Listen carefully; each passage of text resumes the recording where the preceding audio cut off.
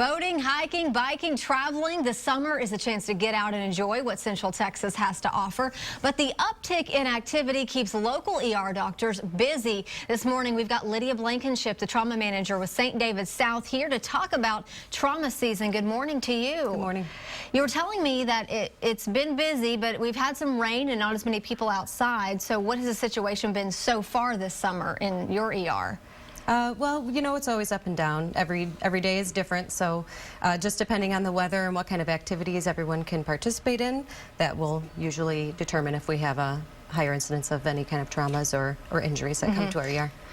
The biggest thing that people can do out there is prevention, to stay out of the ER, to keep you guys less busy, so to speak. So we've got a graphic here with some safety tips for people. Let's kind of go down the list. I mean, some of these you think are no-brainers, but clearly people are ending up in the ER. So first one, eliminate distractions while driving. Let's expand on that one. Definitely texting while driving. We've kind of been on a push for that. I know some lawmakers have made some changes in regards to bringing awareness to texting while driving, or talking to people while you're in your car, or tending to your children or pets, making sure they're secure in their vehicles also. Got it. Number two, wear properly fitting safety equipment. What kind of safety equipment are we talking? Helmets and any kind of knee pads or elbow pads, anything, especially while biking. I am a mountain biker myself, and yeah, I've been in the ER with my husband after a trip a couple summers ago. It can get pretty dangerous out there. Wear reflective clothing when biking, jogging during dawn or dusk. How does that help? That way, if you're deciding to jog at dusk because it is so warm during the day, vehicles can see you coming.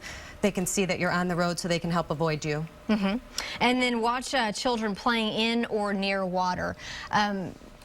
Very, very important. I've done stories in the past as far as just keeping your eyes glued to those children at all times, because it doesn't take long. Definitely, yeah. Accidents can happen in a second, so making sure that if you do have children around a pool, they are tended to, you know where they are at all times, and if you are on a boat or anywhere near water, that you have life vests either available or on your child to begin with, to start with.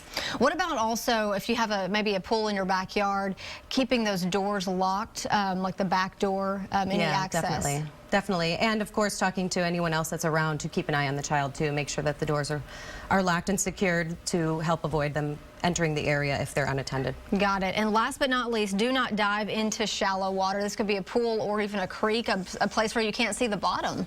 Right, and especially in our current drought, that will definitely make the water more shallow, and it can definitely hurt you if you jump in. If it's too shallow, if you dive in, you can have a severe neck injury. So it's very important to know how deep the water is before getting in. All right, Lydia, thank you so much for joining us this morning. Some very good tips as we're all out enjoying this beautiful weather.